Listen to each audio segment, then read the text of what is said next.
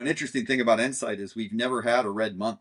Never. Like we've been a double-digit black company every single month for 26 years. We don't even need to knock on wood. It's a discipline. It's not luck or it's not chance. It's decisions. It's like, this is a constraint. And we just play our business game inside of that constraint. Welcome to the Profit Answer Man podcast. We believe the purpose of business is to make lots of money. We'll show you how to scale and grow your profit and cash flow, all while working less. We're a big fan of the ELF model. Easy, lucrative, and fun. If you're the backbone of America, you deserve to be well rewarded for that. Listen in to see how other business owners are doing it and how to maximize your profit and cash flow. Welcome to the Profit Answer Man, Mike Chaput. It's great to have you join us today. Thank you, Rocky. Pleasure to be here. And I'm excited to learn from you. Can you share a little bit about yourself and your business? Sure thing. So I run a business called Ensight. We are a IT managed service provider based in California, primarily the Bay Area and the San Diego Bay and a little bit of Orange County. We have about 150 employees, approximately 35 million in revenue. The business was founded in 2004. And as you know from my bio, it's not my first business. It's actually my second business. When I was 24 years old, that's too young to do this, by the way. If you have any listeners of that age, I actually bought somebody's business. And maybe the most interesting thing that I've ever done was I kept that business alive for 4.5 years before it went bankrupt. And it probably should have gone bankrupt in 3 months because it sold networking equipment, and we bought it January of 2000. It sold networking equipment and installed networking equipment. And I was 24 years old. I didn't know how to read a balance sheet. I barely understood a profit and loss statement. I'd never led anybody. I never sold anything. And here I am operating this business that it was in a marketplace that after the dot-com bubble crashed, the demand inverted. And there was basically no demand for networking, installation, and equipment. In fact, there was a glut of equipment out on the secondary market and nobody necessary to install it. And we had to make a pivot pretty early to try to keep the doors open. And we did survive for about 4.5 years, but ultimately the short story is we developed the software business. That's kind of how we kept our business alive. And a very small team of software developers walked out the door with the business, and we couldn't afford to make our ends meet. And we ended up going bankrupt in 2004. Yeah, that was kind of nuts. And then we maybe did a crazy thing. We decided to keep trying the entrepreneurship hand, and we started Ensight. And my business partner and I have been together the whole time. So even if we went bankrupt together, we started Ensight together. We're still together today. He was my college roommate in my undergraduate education at Michigan State University. Yeah, we built Ensight into something kind of significant. It's been a lot of fun, but because I was so young when I got started, I kind of I don't know. I'm 50 years old and I have 26 years, I suppose, of experience as a CEO. So, yeah, that's kind of the skeleton of my story. You can double click anywhere you like. What were the biggest lessons you learned from the bankruptcy? The bankruptcy itself, I don't think actually is as interesting of a lesson as the 4.5 years and all the decisions that we made that led to the bankruptcy. I mean, it started when we purchased the business without properly, let's say, due diligence on the business. That was maybe the first problem, is because we didn't really know how, and we were so focused on trying to get the credit and the loans and make the deal happen. We were so excited to try to be entrepreneurs that we weren't willing to walk away. So, kind of lesson number one is I learned this way too late. There's a guy named Herb Cohen who wrote a book called Negotiate This or Negotiate Anything. And he has this concept of, you have to care, but not that much. Well, we really wanted this deal to happen. And because we wanted it to happen so badly, we didn't qualify it out. So we ended up in a bad deal, not just in the business that we purchased, but the first big decision we made was re-signing a really bad lease that was too much space. It was too high quality space, and it was way too much monthly commitment for our business. And it soaked every last little tiny bit of cash flow that we needed to survive. When you put that along with the debt that we used to buy the thing, we just got upside down. So the first thing I learned, was like negotiate good deals, because bad deals sustain for really long durations of time. And so that was probably number one. And then number two was you have to be really, you want to be a default trust person. It's really kind of important. Most people are good actors and rely on reputation, but there are bad actors in the world and people who will say whatever they have to get whatever they can for themselves. There are signs for that. And in the case of the software developer that led the business that walked out on us, there were plenty of signs to know that we were, let's say, getting attached to agreements with somebody who had a history of not keeping their agreements with us, and ultimately that really killed us. So yeah, I learned to really be cautious about basically agreements that you enter in with people and the deals you negotiate, and even more like who you negotiate with and who you decide to make agreements with, because the reality is you can't really, it's not practical, especially when you're small, to rely on a legal system. It's like you don't have enough money to do that. You don't have enough cash flow. So you really need people to go by their word as much as absolutely possible. And so maybe those were some of the key lessons I learned.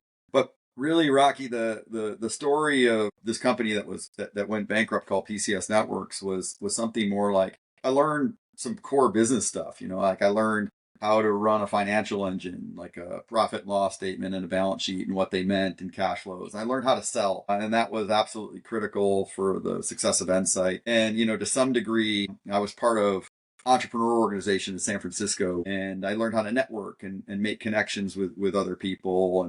And I grew a discipline of constantly learning. I read a book a week pretty much I probably kept that habit all the way to COVID. So, I was reading one nonfiction book a week for almost 20 years. And I started doing that when I was a young person. And so those are the things that ultimately I think led to the success of the second venture. That is a lot of books. It's that's for sure. I think it's more than 1,000 books. I don't, in retrospect, it would have been a really wise idea to have chronologed all those books. At one point in time, I didn't think I needed to, because most of them were audio, and then the paperbacks, they were there. So I always, the way I did this habit is I was listening to a book on audio on my way, to and from work or to sales appointments. And I'd usually do a nonfiction on the way to work and a fiction on the way home. And then if the book was really particularly interesting, then I would get the paperback copy and I would go through it a second time with a highlighter. And of course, then I would distribute it to team members. And so that was kind of the philosophy. But you're right, it was a lot of books. What were your biggest insights that you learned through the financials? Because I've found a lot of business owners are allergic to their financials. Well, for me, at first, it was just understanding basic accounting and really understanding the nature of how profit and loss statements interact with the balance sheet and so on and so forth, and understanding how profit and loss wasn't the same as cash flow and those really basic stuff. When I started the second business called Ensight, I also simultaneously joined a peer group. And the peer group met 3 times a year and was people in my exact industry. And then what we did was we all reconstituted our general ledger such that everything rolled up into the exact same bucket so that we could compare expense ratios with people in our industry. And that's where maybe the more of the financial planning and analysis piece kind of came into play, where I could see, like, oh my gosh, like all the guys in my peer group are spending 3 to 6% on revenue on their rent, and our rent in the original thing was like 20% of revenue. And then you're just like, well, no wonder we're not able to make any cash flow. The problem is right there. It's not in our billable rates. It's not in how much we pay our people. Here's the problem. There's the entire gap of cash flow break even and the 15% target we should be aiming at. It's right here. And so when we started Ensight, we already knew how to sell. We already knew how to run a pretty good business. And so and we reconstituted resized to just really small at first and just grew from there. But we never, an interesting thing about Ensight is we've never had a red month. Never. Like we've been a double-digit black company every single month for 26 years. People are like, oh, knock on wood. It's like, well, we don't even need to knock on wood. It's a discipline. It's not it's not luck or it's not chance. It's decisions. It's like, this is a constraint, and we just play our business game inside of that constraint. What is the discipline that allowed that to occur? Well, when you go bankrupt, that's another thing. Like if you touch a stove, you're unlikely to touch a stove again. I mean, having lived 4.5 years basically with cash flow being just absolutely hand to mouth, and then ending in a bankruptcy, makes you really not want to go through that again. So if you think about probably why most people, I already know. So maybe this will be an interesting topic to get into. At Ensight, we love people. Like we love our people, we love our customers. You know what I mean? Like we're really a human company. And so the mistake that we're going to make on the business front, if we allow ourselves to, is to be kind of overly empathetic to poor performers, both customers and employees. Like we're likely to make the error of not taking the appropriate action when we have like a poor performing employee or something like that. And the manager who doesn't, let's say, take the appropriate action when that occurs, because that's like if you think about where your profit problems are, like if you run SG&A right, you kind of know what your rent should be. You kind of know how much you should be spending on the various buckets. So where you typically people go off is they either have really poor performing contracts with their customers, or they have really bad. They're paying too much for a non-productive asset internally, like a human asset. So they're not managing their human costs appropriately. Okay, so why do managers do this? Well, the story they tell themselves is, I really care about this human. This human has a family. They need this job. I don't want to let them go because I'm such a good person. I don't want to deal with this, right? But the reality is what? They don't want a difficult conversation.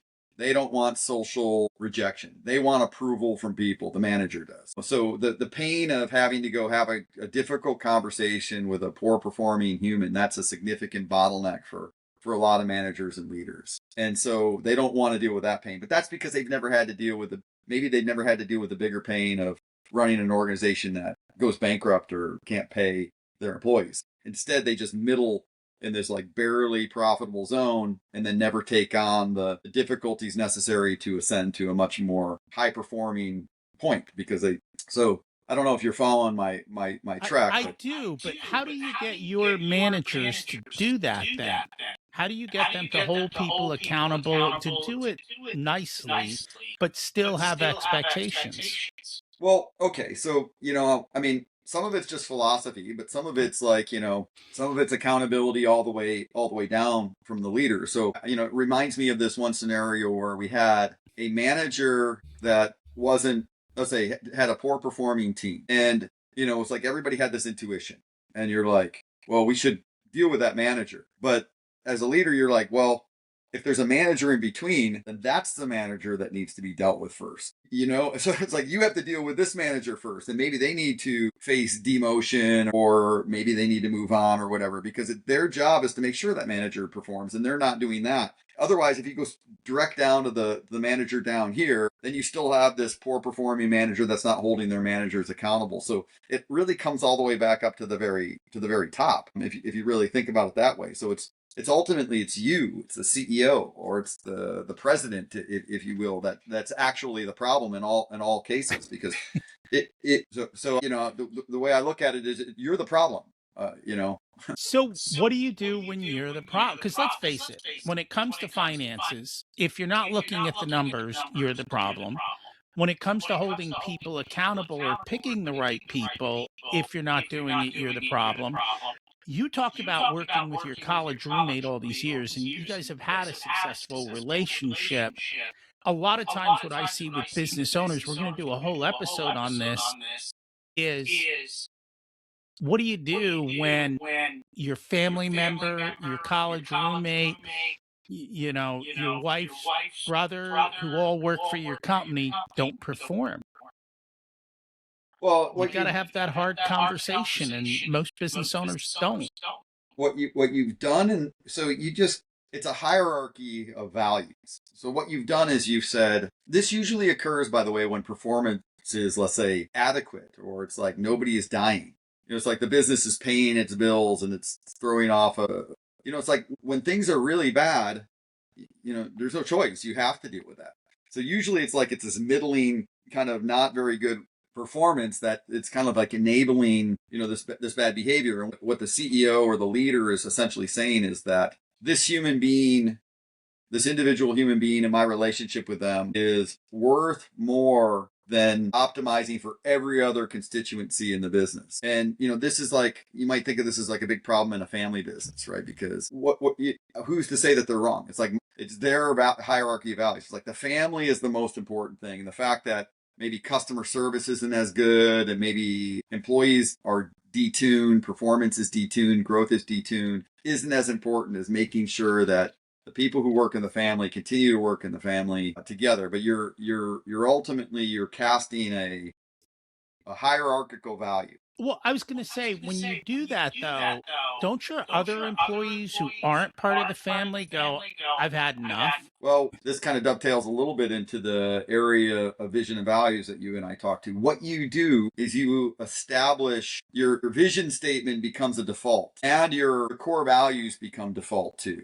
So whatever you make the decisions on, that's your real culture, and that's your real vision. So what you're saying is the vision of this company is to make sure that family members are, and that's what my core values are such. And so that's never going to inspire anybody who's not part of that subgroup. And when you don't have a uniting set of values or uniting set of vision, you force every single other person in your organization to come to work for economic incentive only.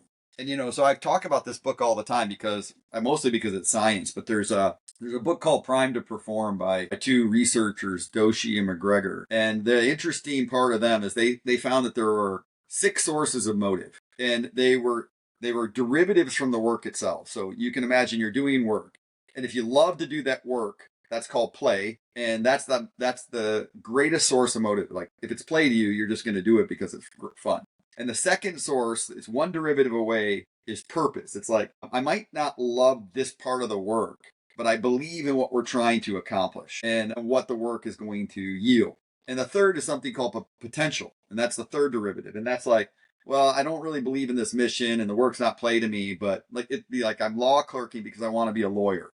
And I don't like the law firm or what they do. And I don't, it's now below those, and those three are actually correlated to higher levels of performance. They're it's not linear though. It's play is by far is like twice as valuable as purpose is twice as valuable as potential. But the three below it are economic pressure, emotional pressure, and inertia.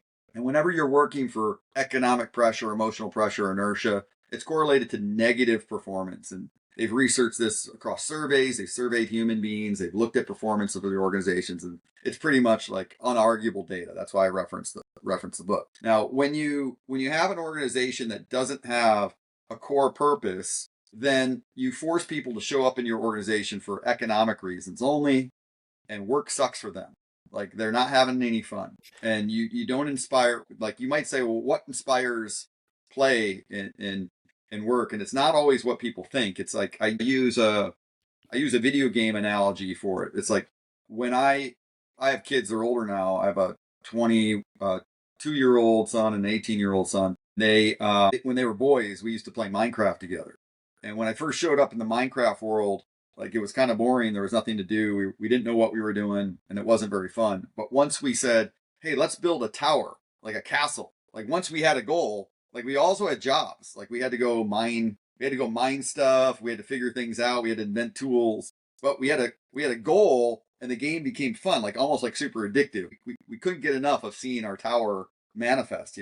So if you want to inspire play, you have to create a vision that's interesting to the players. They have to like, yeah, I want that. I want to do that with you. And that inspires the spirit of play. So if you're running the show that's like all about making sure that a family member has a job, that's not an interesting vision. Like nobody is gonna find, nope, you're not gonna invoke the spirit of play in anybody in that scenario. All you're gonna do is keep that family member in a job. And what's worse is so this goes back to the original conversation. So this employee who's not performing, like why they're motivated. They're motivated based on economic pressure, emotional pressure, inertia. Because if they were performing, they would be motivated by play, purpose, and potential. So that they're down there, they're low performing, and they're in this work as toil land. And so when you let them go, you actually release them to go find work that's actually play for them. They're going to have a much better life. And here's the other interesting part. When it's play, they're going to be higher performing. And you tell me, Rocky, what happens economically if your performance is great? You make more money.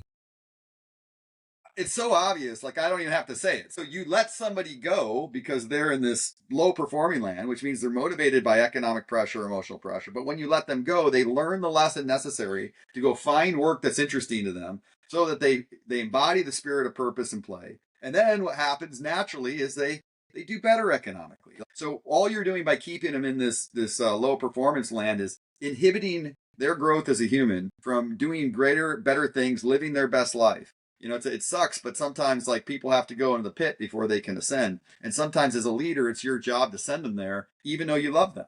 But you do it out of love. You say, like I love you, and you need to go to the depths and reconstitute some issues in your life and figure out what you really want to do and how you want to show up so that you can live a better life in the future. I can't put you in this purgatory where you just have enough to pay your bills and just do enough scraping the edge to get fired. And I would say if you love a family member, keeping them in low performance land, like you think they're happy, like it's not like they're not happy. If their performance is really bad at work, they're not in play zone. And so, they're not happy. What do you normally find? Because I can tell you, I can walk into a business, I can tell if they're in play mode or if they're not. And a classic example, it's not like this today, but when you used to fly on Southwest, you could tell they were playing. They were having fun. Nowadays, maybe not so much. But most businesses I walk into, it doesn't seem like people are there for the paycheck. They haven't created the atmosphere to make it fun and to attract the kind of people who want to have that kind of fun. It doesn't seem the norm. Is it the norm, or am I just out of sorts here? It's 100% not the norm. And when you the profit answer. So this is, we talk about hot takes and all this kind of stuff.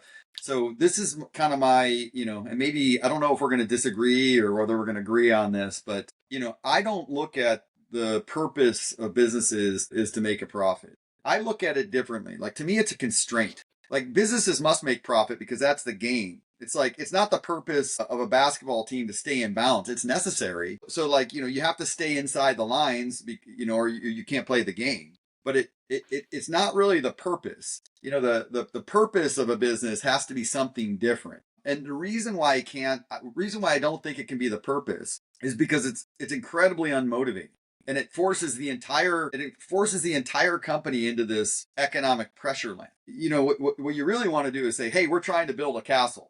And we really think that's a cool thing to go off and do. And we're looking for other people who want to build this castle. That's your vision statement. Like, the castle's an analogy. But we're trying to build a castle. We want to build a castle. Now, it's necessary for us to build a castle to make profit. Why? Well, because we have a capital table, and if they don't get returns, they're going to pull out and they're going to replace me as the CEO. That's one reason. And it's necessary to make profits because we need cash flow, and if we grow, the cash flows are going to be necessary to fund the growth. That's another reason why we need it. And the third reason why we need it is we need a scoreboard. We need to know when we're winning. We need something to measure performance against and all these other kinds of things. So profit is a constraint. It's a game constraint. It's like, it's part of the rule board. But if the purpose is to follow the rules, like then you're all is lost. It's like, no, that's the rules of capitalism. We have to do this. Here's here's how we know we're doing well. This is kind of the number. I think for most business, for my business, it's like 15 to 20% net margin. Like when we're there, we're in that zone. We're kind of winning with a target of 17. It's like, I think a lot of people would be happy at 17. A lot of people, first of all, don't even have a scoreboard. They don't have a goal. This is a very difficult point to get across. The purpose of business is to make money. And I don't mean it against what you're saying, right? It doesn't mean we can't have fun making money. As a matter of fact, if you can have fun and make money, God bless you, all the more way to do it.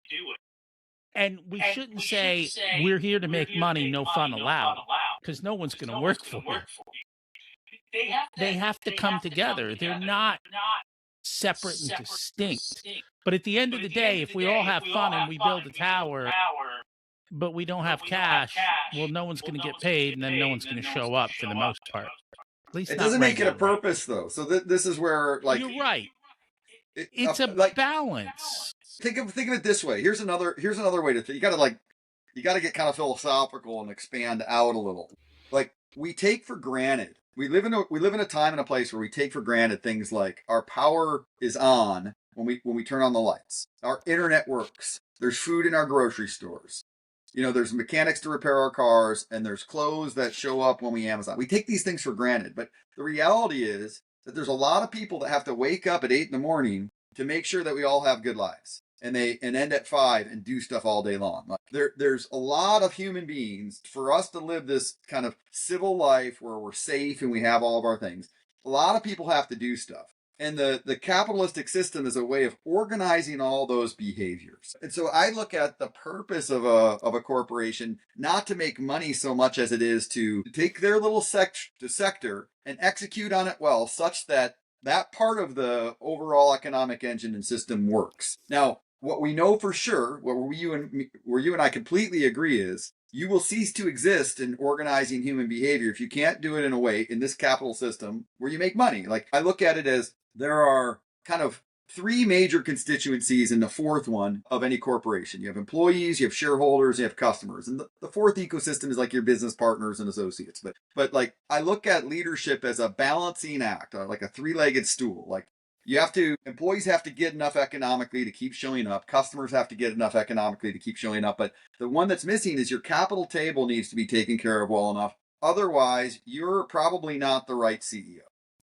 Like, and your capital should be managed by somebody else who can yield, because like, you have capital at risk. Why do you have your capital at risk in this enterprise? Like, to get a return is the answer. And if you're not getting a return, you should change your capital into somebody else who can give you a return. That's how capitalism works. So I look at it, you have to balance that enterprise. And if you do it right, all parties rise. It's like employees can get more, customers can get better service, and your capital table can get a superior return. That's a well-managed business. That's what a CEO's job is to do, is to make sure all these constituencies get their return. And I'm in total agreement there. And I think we don't have a good way of explaining that in a way that people get both sides of it. Because I know a lot of people think making a profit is greedy, and it's not, because you can't pay the people, you can't cover the debt, you can't build the tower without being able to do that. Or how about pay taxes? About 50% of the profit goes to either a state or to a Federal Reserve, which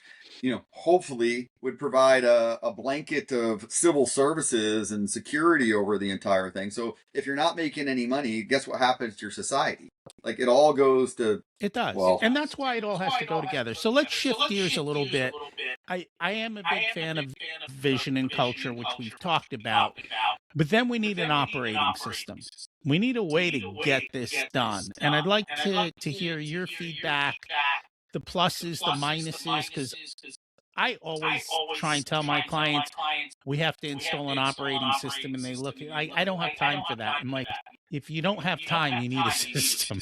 Well, so I have a long history with this. You mentioned scaling up before we entered the podcast, and that's it. That was an interesting mention to me, because I want to say in 2002, I'm 26 years old. I managed to get through the first 2 years of being upside down in this business and pay my bills. I'm part of EO San Francisco, and I remember showing up.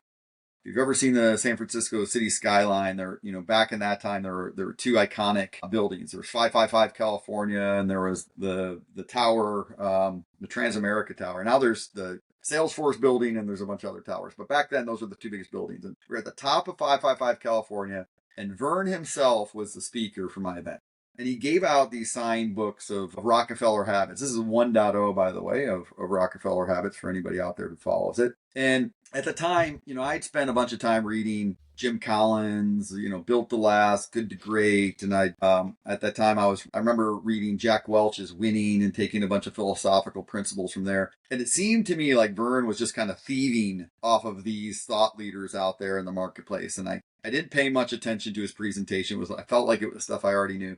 I took his signed book, I put it on my bookshelf, and I don't know why, but I let it go for like 2 years. At some point in time, I picked the thing up and I read it. So again, this is Rockefeller Habits 1.0. And I was like, oh my God, this is actually really good. It's like a manual. It's like a tool. It's not about philosophy and ideas. It's about implementation. And I was like, we should do this. Like, we should fill out this form, and there was instruction on how to do it. So by the time we launched Ensight, we started doing the 1-page business plan from Vern Harnish, Rockefeller's Habit 1.0. Okay, it was really, really hard for us. So, we just come off of a bankruptcy. We barely had any money. Barely. We have about I think it was maybe $50,000 or $70,000 of home equity was basically that's what we had. And that was okay. It was enough to try to figure out how to get our next business launched. And we, for cash flow reasons, we were selling retainers because we needed the cash up front. We were discounting our rates, trying just to generate enough cash. We bootstrapped Ensight completely. My business partner and I own the entire capital day. So we started doing Rockefeller's habits. So now the first thing that, if people haven't done this yet, and by the way, to me, Rockefeller habits and EOS or traction or the Gino Wickman version of it, they're like potato, potato, or tomato, tomato. Like they both include the same kind of things. Like they have different language. If I wasn't doing any of them, probably EOS is a little bit more approachable. It makes things a little bit simpler than Rockefeller habits. It's like all Gino did was take Vern's thing and kind of put his own language and wrapper around it. And instead of a one-page business plan, you have a vision traction organizer, but it's kind of the same idea. I'm kind of indifferent to the two. But if you do it, when you first start, you can kind of see tomorrow. You're kind of like 10 years, like vision and values. It's kind of confusing, especially when you're hand to mouth on cash flow and stuff. You're just kind of like, I don't know how to like think big and strategic and all that stuff. By the way, when we tried to do core values, this was like a really interesting point. When we tried to do core values, it was really hard. It was hard to agree on what they were. It was hard to come up with good ones. It was hard to come up with complete ones. And when we finally got, like, it took so much time and meetings and arguments and debate amongst the managers and leaders that when we finally came up with them, we were like, didn't want to touch it again. And we're like, that's it. That's done forever, because that was annoying. And that was maybe a big mistake, because we didn't get the values right on the first go round, and they actually led to some bad behavior in an organization that held us back, and a whole bunch of other stuff. This is maybe a story for another day, but it's my opinion that maybe the most important thing of either the one-page business plan or the vision traction organizer is to create the appropriate uniting principles for your organization, not necessarily the daily action. So the way I conceptualize this, and maybe I'll throw it back to you once I give this analogy to see what you think. I think about it like your vision traction organizer or one-page business plan is like your blueprint for the house that you're going to build in the future. You're going to ask your team to build a house, and it's not enough to tell them, I want a house. Like, that's not enough information. They don't know what to do. So if you look at a set of blueprints, it has kind of a big picture of the house on the front. That's not enough to build the house. Like, when you open up the plans, there's a bunch of subsequent plans. There's your structural plan, there's your roofing plan, there's your plumbing plan, your electrical plan. Inside those plans, there's an enormous amount of detail, from what switch is going to be on the wall. Is it going to be one of those with the lights, or is it going to be just like a old toggle? Like, you need to know this detail. What are the paint colors going to be? What's the cabinet design going to be? All those details tell people what to build. And you can think of a business like, what's your marketing plan? What's your sales plan? What's your operating plan? What's your finance plan? All of these need their own blueprints. So what you're doing as a leader is you're the architect, but you're not necessarily also the structural architect, the electrical architect, the landscape architect. Like, you need other visionaries inside your organization who can shore up your weaknesses and develop the plans accordingly. And as you're smaller, you kind of have to be, your plans are simpler, and maybe you have to do more. Like, you have to be the architect of those. And then as you grow, you need sub architects to kind of develop your plans and get better. But that's what it's all about. It's like, if you don't know what you're trying to build, it's not going to manifest on its own. Like, well, you have to describe it. And if you can't describe it, then nobody's going to build it. You're going to get the nothing you've described. And I think that's why so many business owners are stuck being the firemen. They're constantly putting out fires, constantly having to direct everything and do all the work, because nobody knows where they're going, how they're getting there, what the way of getting there is, and how the company should achieve those results, because no one gave them a map. And so I can see how that is a massive struggle. And by you doing all these things, I'm assuming they all lead to a more profitable business. And you said so, because if you've got 17% margins, you're doing, and you've never been in the red, that's a pretty damn good track record. Oh, well, we've been through a lot of stuff too, like the '08 banking crisis, obviously COVID, like so, and never once, like not even one time, not through COVID, like we never, and it's about discipline. But to track back to the first thing we said, like once you have these plans and everybody's knows what they're trying to build, then that's your tower. That's now you're inspiring the spirit of play. It's like there's a biological component to this. So the way that the dopaminergic system works is in relation to goal. Like without a goal, your dopaminergic system is inactive. So like why is play? Play is just basically like I see progress towards my goal. That's what emotion is for. Basically, it's like I'm working against my goal. That's negative emotion. I make progress towards my goal and I see it. That's positive emotion. That's what makes play. Like if you don't have a goal, guess what? No play. Like it's not. That's why video games are fun. That's why things are fun. Is good. So once you set these clear goals and people can start seeing movement towards them, personally, professionally, it's by the way, it's really important. It's super important that the goal is shared.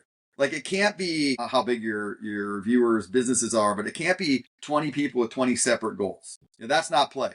Play is like a 20-piece band all playing to the same rhythm with harmony, all in the same time. That's fun. A basketball team or a football team playing together in a coordinated effort, that's play. A football team where everybody's doing something different and getting sacked, that's not play. That's miserable. And And if there's a game of football, I can assure you that there is one thing that everyone sees. It's a scoreboard. And without it, it's like a backyard game of who knows what. And that's the reality of it. You do have to do all of these things. So that's where you and I think align on the profit thing. So like the profit to me, profit and growth, because to me it's like it can be one or the other. I'm kind of one of those guys in the private equity that kind of like the rule of. So let's say when I look at it, it's not just profit. It's like profit or growth. Like I'd easily give up 4 points of profit for 4 extra points of growth, or vice versa. To me, it doesn't really matter, so much. But I want to get, in our business model, it's like we want 17% profit. Really, we track EBITDA, so it's like 20% EBITDA, which tracks about 17%. It's about 3% gap. And then what we'd really like is to get about 14% growth, which would be a doubling every 5 years. And we've been on the Inc. 5000 10 different times too. So we didn't launch at 35 million. We launched at like zero. So, it took a lot of growth to get to 35 million. Now, the truth is where we struggle most is actually not in our profit discipline. It's actually in our growth discipline. When we don't hit something, it's usually we don't hit 14% growth. Like a lot of years we get 6% or 8% or some sub 10%. And that's where my business has to like really kind of figure out go to market issues and stuff like that. But still, it's the combination. And that's the scoreboard. That's how you know if you're winning. That's how you know if you're creating value in the universe. So going back to hey, lights have to be turned on. It's like, well, how do you know if you're doing a good job with your little section? It's like, well, what's the sum of your growth and profit? That's the universe telling you how well you're doing. And you need that measure. It's like, unless, by the way, there's a downside to capitalism, which there are business models that can, let's say, profiteer on net harm. So, like my big it's like the gambling, like the sports gambling industry, for example, is like one that's on my radar right now. And I think it's important for a corporation that wants to lead through vision and values to have something like a noble promise, like a guiding principle to say, we want to make profit, but we're not, this is the line, this is the constraint that we are going to agree to and align around. Ours is to help other people thrive. So it's like, okay, so like, does sports gambling help other people? The answer is no. So like we could make a lot of money in that, but we're not going to do it. It doesn't make any sense for us. So we have this kind of constraint on that side. I am very much with you. I think we're in a lot more alignment. It's just a matter of how we explain it well. If people would like to learn more about your business and you, how do they do that? Well, okay, great question. So, I mean, the little commercial for Ensight, I suppose, if you're a small or medium-sized business with less than 150 employees and you want ridiculously good IT support, I really believe, I'm not just saying this as a commercial, I really believe we're as good as there is at IT support nationwide. I've been part of peer groups all over nationwide. I'm on the CEO advisory council of billion-dollar software companies. I'm on private equity boards. I get to see this happen globally, and we're very, very good at this. So if you're interested in IT support, most people have something they're happy with, but if they're not or they're shopping, you can find us at ensight.net. So that's ENDSIGHT.net. We can put a link probably in the bottom. But also, we have two lines of businesses that I'm really, really, really excited about, kind of solving this growth problem of mine. One is where we now have a totally separate cybersecurity practice. Now, we do this for our existing customers, but we also do it for larger, more mid-market companies as well. So if people want just really amazing talent on the cybersecurity side, if they have regulatory issues, they can reach out to us for that. And maybe the one I'm most excited about right now is we launched this year, kind of last year, I suppose. We just had a turn of the year, an AI consulting. So we're training your people how to use large language models to accelerate their performance. I think a large language model is a tool, much like a tractor. If it's sitting on your lawn, it's not very helpful. You need attachments to it. You need a mechanic. You need somebody to replace tires. Like you need an infrastructure to make it work in your farm. For that, so we create a place to teach your people how to use the models. We do prompt sharing. We do ideation. So we help you figure out how to bring these things to life. And it's really not that expensive to have some training, and it's really valuable. We show you how to do it in a cyber secure way. But then second, once we get customers across that, we can do this agentic workflow, which is basically we take a process in your business and we map the process, and then we figure out like what triggers the process, what the end result of the process is, and we figure out how we can use artificial intelligence to make that process much smoother. And we've done this internally, and we've done it for other customers.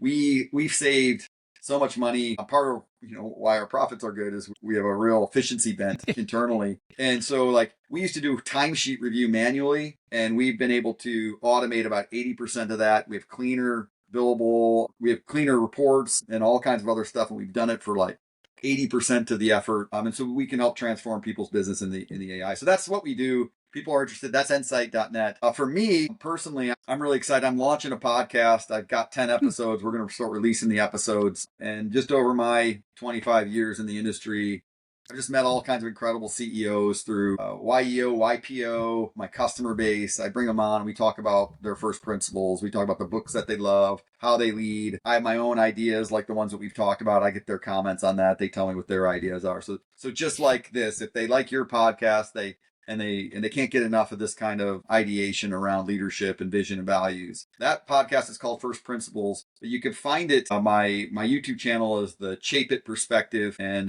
that's where you can find that. We can make sure we have that on the kind of in the comments or whatever as well. And so that's Cool. how you find me. That's kind of what I'm into. Thank you so much for joining us today. Hey, Rocky, it's my pleasure. If I might, you have a viewer and you got all the way here to the 48-minute mark and you like this kind of comment. Like, I used to be a person that never wanted to kind of engage in the internet because I didn't want it like manipulating me. But like, if you think this is good content, I really think it's incumbent upon you to thumbs up the content and to share it, to comment, interact with it, because that's how the internet knows it's useful. It's not garbage. Like, it doesn't know on accident. It only knows when we go and crowdsource whether this is good content. So if you like this, you'd be doing Rocky, not just Rocky, a favor. That's the thing. It's like, oh, you think it's the creator that wants it, but it's really the whole world that needs to know whether something's good or not. So if it's good and you think it's good, thumbs up. And if you don't think it's good, then you can do a huge service by putting in the comments like what you thought would have been better. And so I just am a big believer in engagement. So if you got all the way here and you're not engaging, this would be a good time to subscribe to the channel, to like the show, to share it to a friend. That's how this game works. Thank you so much for that. Yeah, you're welcome. Thanks for listening to this unedited video of the Profit Answer Man podcast. If you'd like to catch the full episode and learn more about what we do, check us out at profitcomesfirst.com. We also go through the Profit First book in each and every chapter in the beginning episodes of the podcast, so check those out as well. Thanks for listening, and here's to you having a more profitable and growing business.